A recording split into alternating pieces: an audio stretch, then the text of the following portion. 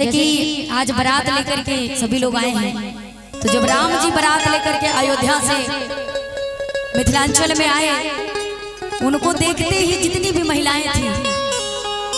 एक बात पूछने लगी, और वो बात मैं गीत के माध्यम से कहना चाहूंगी।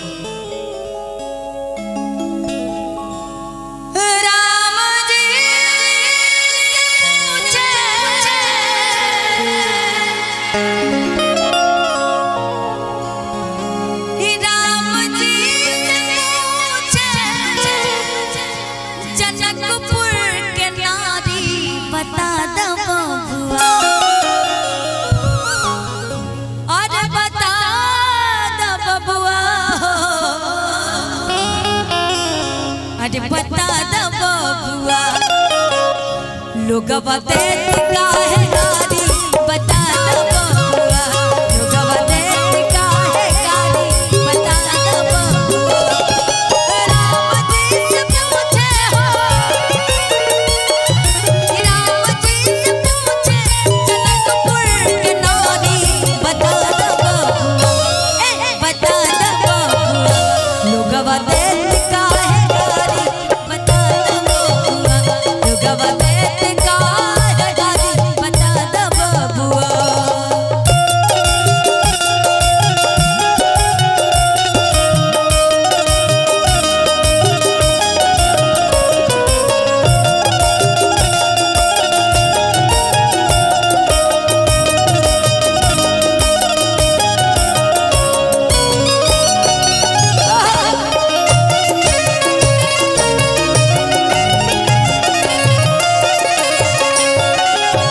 कहने लगी तोहरा से पूछूं मैं ओरे धनुषधारी, तोहरा से पूछूं मैं ओरे धनुषधारी, एक भाई कौन का है, एक भाई कौन का है, एक भाई कौन का है, तू सदका है कारी, बता द बबुआ, बता द बबुआ लोगवा देत काहे गारी, बता द बबुआ लोगवा देत काहे गारी, बता द बबुआ।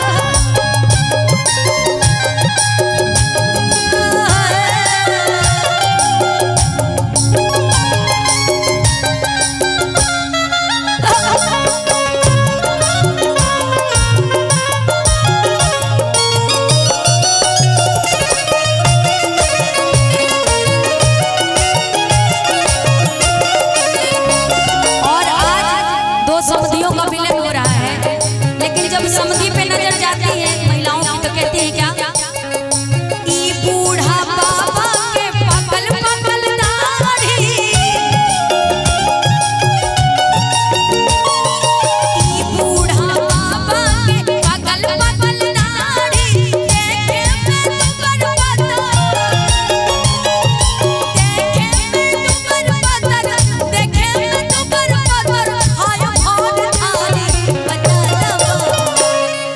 कहा तरी कि बुढ़ाऊ देखे में बड़ी दुबर पात्र लागत है, लेकिन खाना ऐसे खा तरह के लगत है कि कुल बारात का खा जाए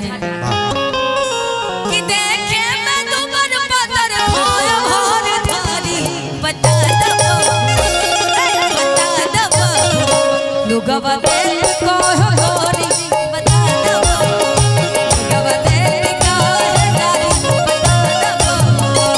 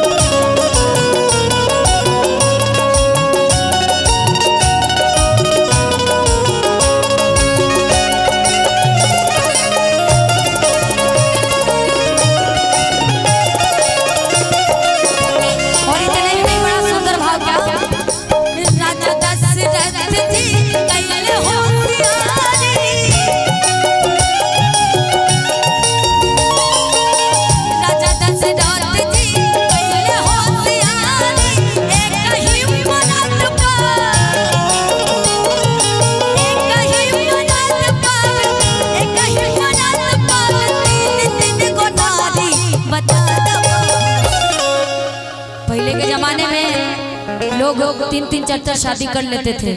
लेकिन आज अगर गलती से भी पता चल जाए कि हमारे पति देव हमारी सहेली से बतियाए हैं तो फिर कलेश हो जाएगा घर में। क्या छोड़ कह दे थोड़ा भैया दो के राजा दशरथ जी अरे कैले होशियारी कि कहीं मरद पर 3 3 गो नारी बता दो लोगवा देत काहे गारी बता दो